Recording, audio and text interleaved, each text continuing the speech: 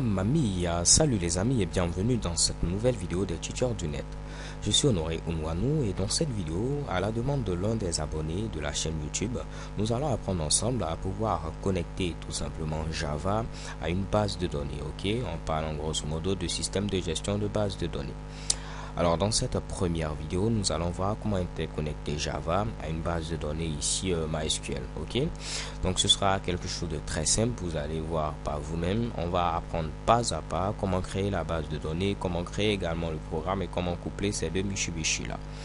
Alors pour pouvoir connecter tout simplement un programme Java à une base de données, Java utilise ce qu'on appelle ici l'API JDBC. JDBC qui signifie tout simplement Java Database Connectivity.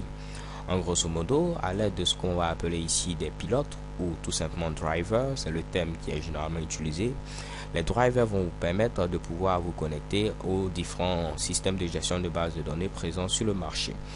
Donc vous allez vous en rendre compte que pour chaque système de gestion de base de données, il existe ici un driver qui lui est propre, qui lui est spécifique. Donc je vais utiliser MySQL, j'aurai besoin ici d'un driver qui est spécifique ici à MySQL. Je vais utiliser Oracle, j'aurai besoin ici d'un driver qui est spécifique à Oracle. J'aurai besoin ici de Access, je vais également utiliser un driver qui est spécifique à Access, ainsi de suite. Donc dans cette première vidéo où nous allons voir comment interconnecter un programme Java à une base de données, on va utiliser MySQL. Donc pour ce faire, je dois télécharger le driver qui est tout simplement spécifique à MySQL. Donc si je tape mysql.com, je vais aller sur le site officiel de MySQL. Mais généralement, nous, comme nous sommes tout simplement des développeurs, au niveau de n'importe lequel des grands sites web, il y a une partie, un sous-domaine qui est dédié aux développeurs. Donc pour MySQL, on n'aura qu'à taper ici dev.mysql comme ceci.com. Donc en tapant dev.mysql.com, on va arriver ici sur la page qui est dédiée tout simplement aux développeurs. Donc on va venir dans l'onglet download qui va nous permettre de pouvoir télécharger plusieurs Mitsubishi et nous on va descendre et rechercher tout simplement les connecteurs MySQL. C'est à ce niveau qu'on pourra trouver ici notre fameux JDBC comme vous le voyez à ce niveau là. Donc je clique sur MySQL Connectors. Alors comme vous pouvez le voir, il existe ici plusieurs connecteurs. Comme vous pouvez le voir ici, c'est le driver ici de la base de données standardisée pour les plateformes Java. Ok, donc là on va cliquer sur connector/j et là on a la possibilité de pouvoir télécharger ce Mitsubishi là. Comme vous pouvez le voir, on nous demande de sélectionner notre plateforme. Par défaut, c'est sur ici Windows. Moi, je vais cliquer sur ce Mitsubishi et choisir ici Platform Independent. Cela va me permettre de pouvoir télécharger un driver qui est indépendant de la plateforme. Ok, donc cela ne va pas marcher que sous Windows, cela pourra bel et bien plutôt marcher que ce soit sous Mac, soit sous Linux, ainsi de suite. Donc j'ai choisi ici Platform Independent. Je descends tout juste en bas et vous pouvez voir, j'ai la possibilité de télécharger le fichier tar.gz ou le fichier tout simplement .zip. Moi, je vais choisir ici le fichier .zip. Je pouvais bel et bien ici choisir le fichier .tar.gz, aucun problème. Donc je clique à ce niveau sur download et automatiquement on va maintenant me demander est-ce que je veux bel et bien télécharger ce Mitsubishi là. Bien avant on me demande de me connecter ou bien de m'inscrire. Alors pour ceux qui aiment l'anglais, tout juste en bas vous voyez un petit lien qui marque ici no thanks, just start my download. Donc non merci mon gars, comment juste mon téléchargement, j'ai pas de temps à perdre. Ok, donc nous on n'a pas ici le temps de nous inscrire et autres. On va cliquer directement sur no thanks, just start my download et bam, le téléchargement va démarrer comme vous le voyez. Donc moi je vais l'annuler parce que j'ai déjà téléchargé ce Mitsubishi là. Donc je peux voir ici mon Mitsubishi qui est présent à ce niveau. Je n'ai qu'à faire un petit clic droit et je vais cliquer sur extraire vers MySQL Java ainsi de suite. Ok, donc une fois que j'extrais, je vais avoir un fichier .jar. C'est ce fichier .jar là que j'aurai à inclure au niveau de mon programme. Ok, donc je rentre au niveau de mon dossier, bam, je vois bel et bien ici ce fichier MySQL Connector.jar. Et bam, c'est ce fichier là, MySQL Connector Java 5.1.29 ainsi de suite. Ok, donc comme vous pouvez le voir, la version change régulièrement. Donc à vous de pouvoir vous rendre par exemple sur le sous-domaine dédié aux développeurs et voir à chaque fois s'il y a une nouvelle version et pourquoi pas lire la documentation. Donc pour ceux qui sont intéressés par la documentation, si je reviens à ce niveau, bien avant ici de lancer tout simplement le téléchargement, j'ai ici documentation. Ok, donc je peux cliquer sur ce Mitsubishi et avoir ici beaucoup d'informations sur comment utiliser ceci. Ok, donc là je me rends maintenant au niveau de Eclipse. Ce qu'on va faire, c'est créer un nouveau projet. Donc je fais tout simplement File, je fais ici New et je vais choisir à ce niveau Java Project. Ok, Donc quel nom je vais donner à mon projet? Je vais mettre tout simplement test comme ceci, MySQL. Pour dire on va tester MySQL. Je fais ensuite finish et chez Kebam, j'aurai ici mon nouveau projet Java. Je vais créer maintenant une nouvelle classe. Donc je viens à ce niveau, je fais un clic droit, je fais ici new et je choisis classe. Quel nom je vais donner à ma classe? Je vais mettre ici, pourquoi pas, test. Ok, je pouvais mettre ici main pour dire c'est la classe principale. Vu qu'on a une seule classe, cela fera l'affaire. Je coche également cette case là, public static void main, pour pouvoir ici mettre tout simplement mon Mitsubishi qui va se lancer automatiquement. Donc je clique à ce niveau et chez Kebam, j'ai ce code par défaut là. Je vais enlever ici ce petit to do là et on va maintenant voir comment inclure notre fameux fichier .jar qu'on vient de télécharger, donc notre driver. Alors pour ce faire, rien de bien compliqué, vous venez à ce niveau, test MySQL qui est le nom de notre projet, vous cliquez sur ce Mitsubishi et vous pouvez voir apparaître ici build path. Ok, au niveau de build path, je vais choisir ici tout simplement add external archive. Cela veut dire tout simplement je vais ajouter tout simplement des fichiers jar externes. Ok, donc je peux cliquer sur ce Mitsubishi et automatiquement on me demande où se trouve mon fichier .jar. Donc là, je peux venir par exemple, même si je vois bel et bien ce fichier, je vais vous montrer ici pas à pas. Je peux venir dans Document. Je viens ensuite au niveau de Download. Donc je vois ici Download. Je viens ensuite au niveau de Compress et je vois mon dossier MySQL Connector. Je rentre à ce niveau et chez Kebam, je vois ici mon fichier .jar. Et je peux cliquer sur Ouvrir. Ok. Une deuxième méthode, c'est de venir à ce niveau, faire un clic droit, venir au niveau de Properties, choisir également ici Java Build Path. Ok, et je n'ai qu'à venir au niveau ici de Libraries et je choisis ici Add External Jar. Et de même, je n'aurai qu'à choisir ici mon fichier .jar. Donc moi je trouve que la première solution est tout simplement beaucoup plus rapide. Je fais un petit clic droit, je vais au niveau de Build Path, je choisis ici Add External Archives et je choisis tout simplement mon fichier .jar. Donc rien de bien compliqué. Et chez Kebam, vous voyez ici apparaître notre fameux fichier MySQL Connector. Au niveau du driver, en réalité, c'est un ensemble de classes qui ont été créées. Donc si j'essaie ici de tout simplement déplier ce Mitsubishi, vous voyez ici plein de packages. Et si je déplie également, vous voyez ici un ensemble de classes qui ont déjà été compilées. Quand je dis compilées, ce sont des classes dont on ne peut pas tout simplement voir le code source. Si je double-clique sur ce Mitsubishi, vous allez voir ici, on ne peut pas voir ici ce Mitsubishi là. Ok, donc les fichiers bytecode, c'est tout simplement des fichiers qui ont pour extension .class. Pour ceux qui sont intéressés, vous pouvez suivre ma série de vidéos consacrée à Java où j'explique beaucoup plus en détail tout ce Mitsubishi là. Donc là, nous on va avoir besoin ici d'une première classe, c'est tout simplement la classe driver. Donc si je descends tout juste en bas, vous voyez apparaître ici driver. Ok, donc la classe driver se trouve dans le package com.mysql.jdbc.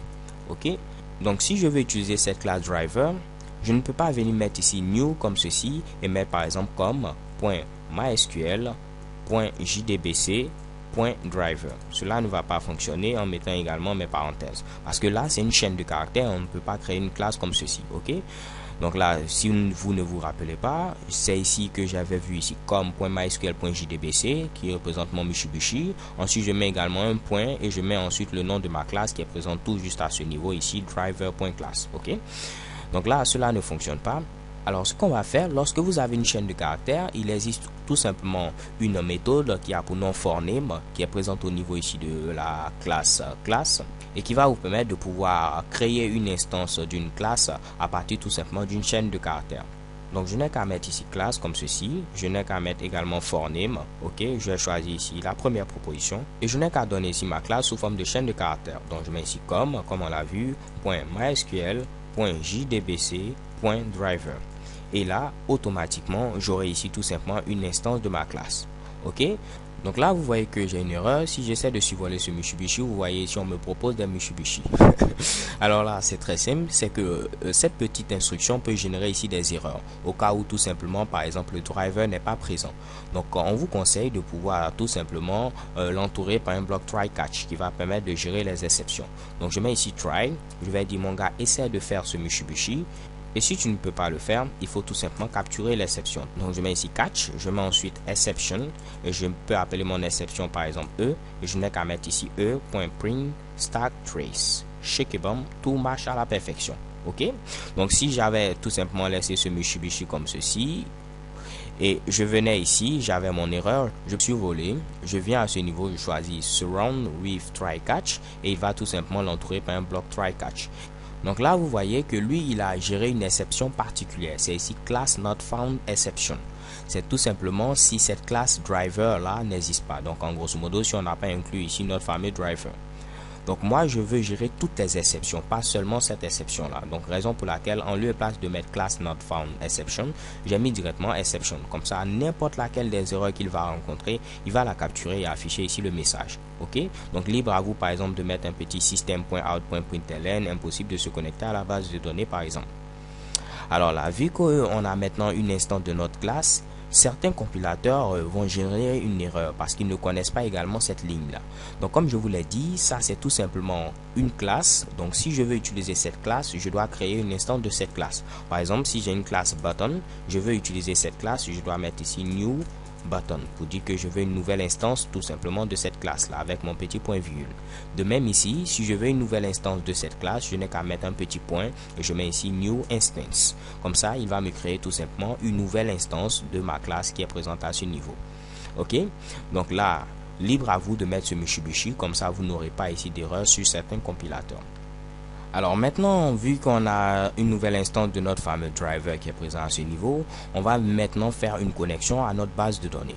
Pour cela, au niveau de Java, il existe une classe Driver Manager qui vous permet tout simplement de gérer ici l'ensemble des drivers. Donc Manager tout simplement de driver, gestionnaire de driver. Donc là, je n'ai qu'à mettre un petit point à ce niveau et je vais dire que je veux avoir une nouvelle connexion. Donc je mets ici Get Connection. Et quelle connexion je vais avoir? Premièrement, vous devez mettre tout simplement ici JDBC, comme on l'avait appris. Donc, je mets ici JDBC. C'est le Java Database Connectivity. Et je rajoute ensuite deux points et je vais mettre ici quel système de gestion de base de données je vais utiliser. En grosso modo, à quel driver spécifique je vais ici m'attarder. Ici, c'est MySQL qu'on va utiliser. Après, je mets deux points, je mets // et je n'ai qu'à mettre ici maintenant où est-ce que se trouve ici ma base de données. Moi, ma base de données va se trouver en local sur ma machine, donc je peux mettre ici localhost. Donc vous pouvez mettre ici toto.vala.com ainsi de suite. Ok, nous on va mettre ici localhost parce que la base de données va se trouver en local. Ensuite je mets un / et je mets ici le nom de ma base de données. Je vais l'appeler tout simplement Java Tuto. Ok. Après, je n'ai qu'à rajouter une virgule, mettre ici le nom d'un utilisateur au niveau de ma base de données comme administrateur. C'est ici le root.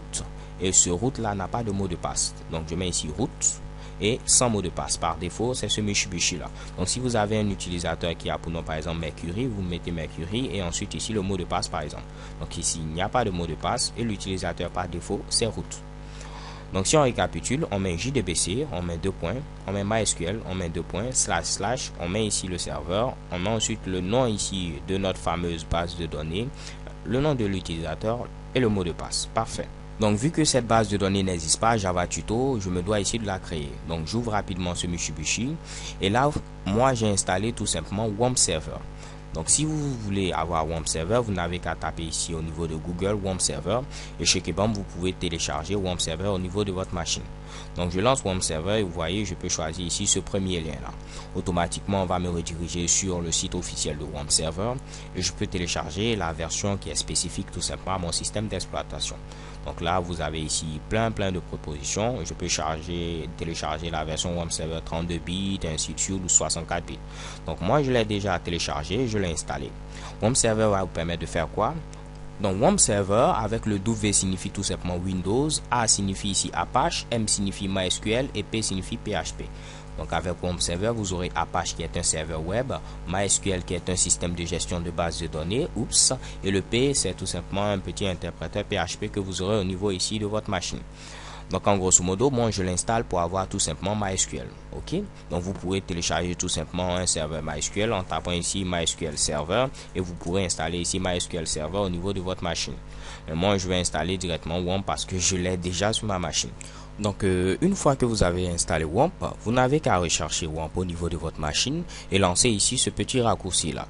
Dès que vous le faites, automatiquement vous allez avoir ce petit Mitsubishi au niveau de la zone de notification. Et là chez Kebam, j'ai bel et bien ici WAMP Server qui a été lancé. Je peux faire un clic gauche, venir au niveau ici de phpMyAdmin et automatiquement en cliquant sur ce Mitsubishi, je vais avoir ici une petite interface écrite en PHP qui va me permettre d'administrer ma base de données MySQL. Donc de même au niveau de la barre d'adresse, je peux taper ici localhost et taper à ce niveau phpMyAdmin. Ok, phpMyAdmin. Et chez Kebam, je pourrais avoir ici l'interface qui me permet d'administrer ici ma fameuse base de données. Alors là, cela ne marche pas ici parce que moi, j'ai fait quelques Mitsubishi. Donc, si vous tapez cette adresse au niveau ici de votre machine, cela va bel et bien ici fonctionner.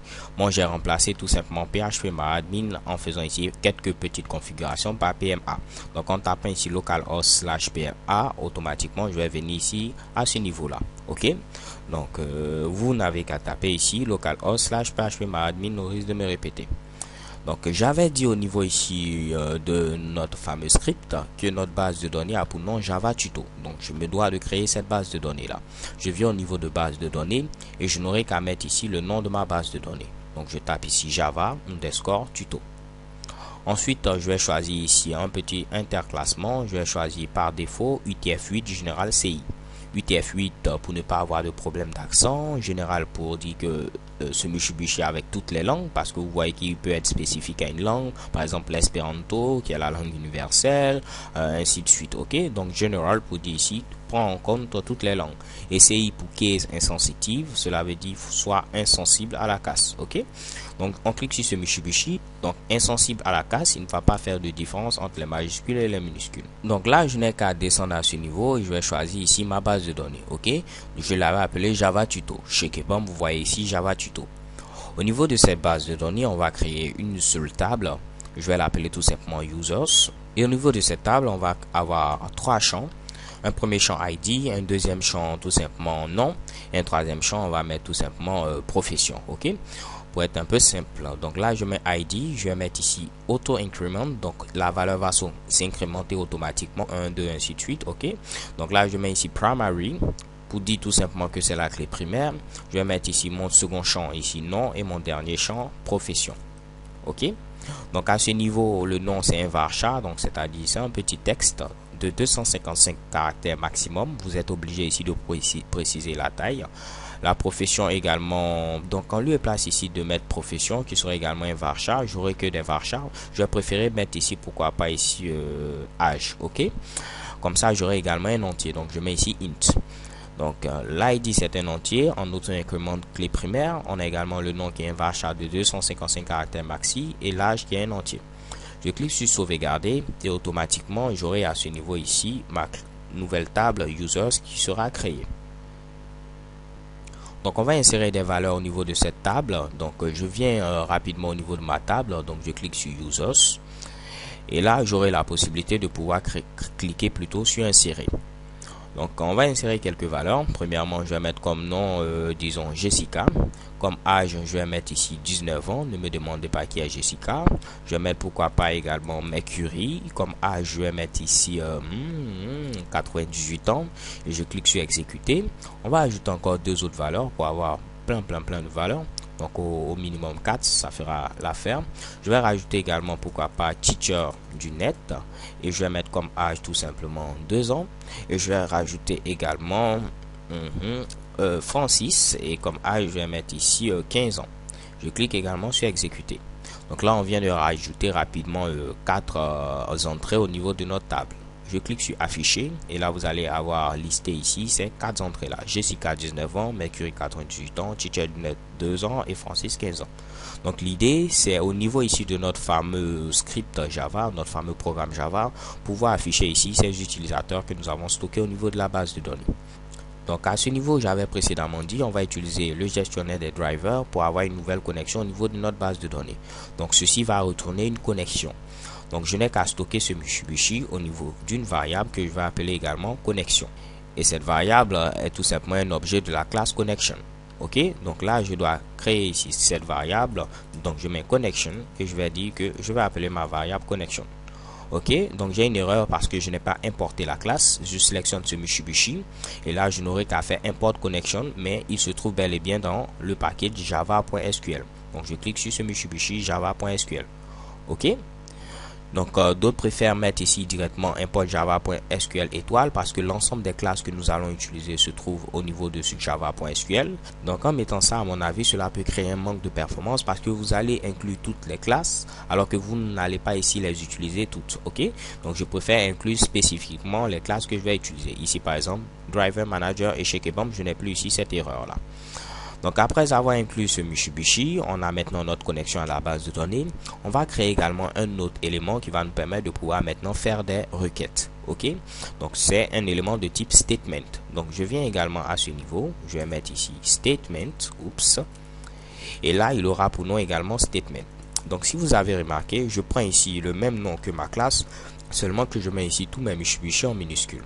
Donc là, il me demande également d'inclure cette classe. Je peux utiliser le raccourci clavier CTRL-SHIFT-O.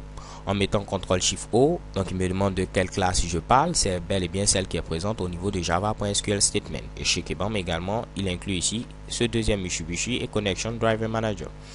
Donc là, on va descendre, on va continuer. Donc, vu que j'ai maintenant ici mon fameux élément statement qui me permet de créer des requêtes, je vais dire au niveau de statement, on va commencer à utiliser notre fameuse connexion à la base de données qui est présente à ce niveau.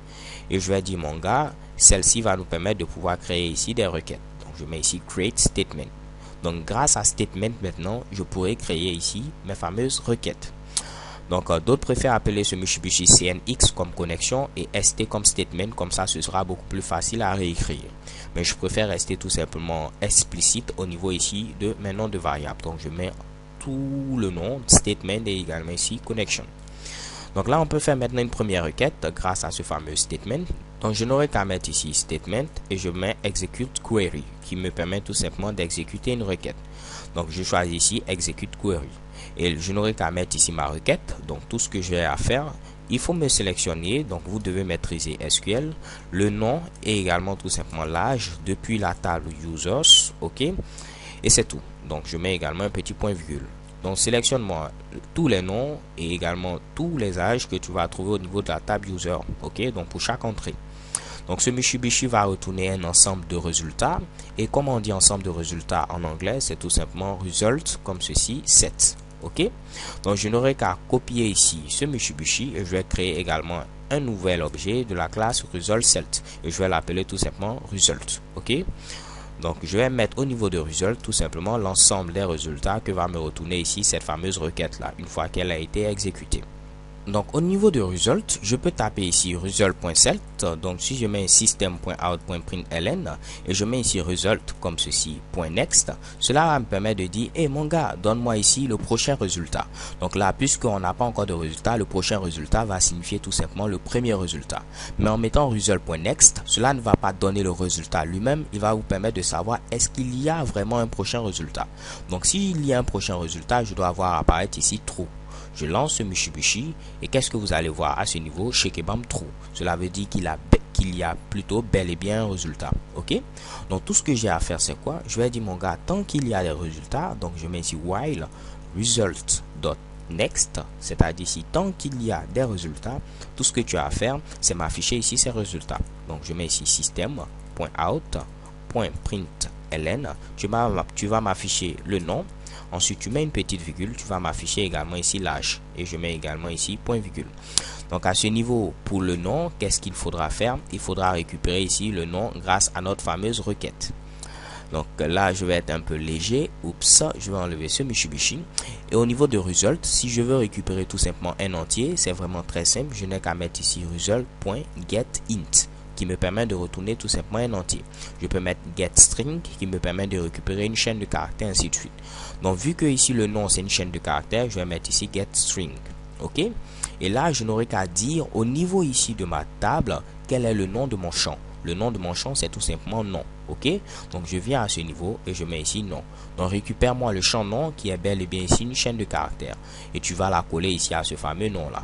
Je me laisse également un petit espace et là je vais mettre également, il faut me retourner ici l'âge qui est un entier, donc getInt. Vous comprenez maintenant pourquoi j'avais voulu avoir forcément un entier, histoire de vous montrer également getInt. Ok, et je mets ici le nom de mon champ qui est ici âge.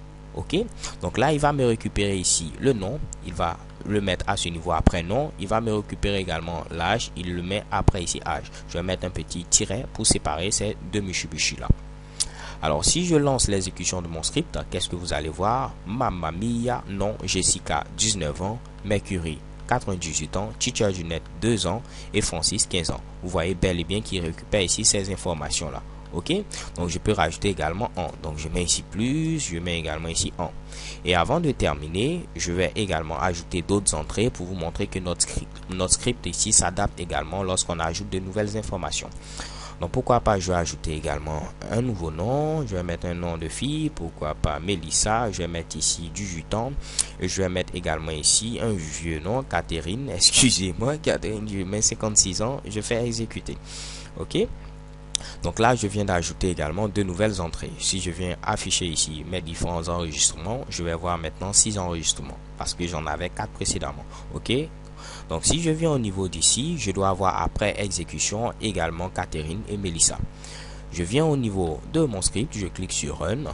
Il va mouliner un tout petit peu et normalement je dois avoir Jessica, Mercury, Teacher du net, Francis, Melissa, Catherine. Alors avant de terminer, je vais vous montrer également comment vous pouvez enlever tout simplement votre fameux driver et comment débugger un peu les erreurs. Donc là, si je vais enlever ce Mitsubishi, je n'ai qu'à faire un clic droit. Également au niveau de Build Path, je choisis ici Remove from Build Path pour enlever ce Mitsubishi. Je clique sur ceci et chez Ketbomb, vous voyez que j'ai bel et bien plutôt enlevé mon Mitsubishi. Là, si vous lancez maintenant l'exécution, vous devez avoir une erreur, ce qui va afficher ici toutes ces erreurs là grâce à ce fameux print stack trace. Donc je lance ici l'exécution de mon programme et chez Kevin, vous voyez ici l'ensemble ici des erreurs qui s'affichent. Par exemple pour laquelle je vous avais dit, vous pouvez mettre par exemple ici system.out.println, .out comme ceci, .println, et vous pouvez mettre par exemple base de données introuvable. Ok, en lieu et place ici d'avoir ce Mitsubishi qui fait vraiment peur. Donc si je relance à nouveau l'exécution de ce script, vous voyez maintenant base de données introuvable. Ok, j'espère que vous avez compris ce script, rien de bien compliqué. Si vous l'avez apprécié, merci de laisser un commentaire, cela ne pourra que me faire plaisir et me donner l'envie encore de vous proposer d'autres tutos. So thank you guys for watching, don't forget to subscribe and have a nice day. Peace.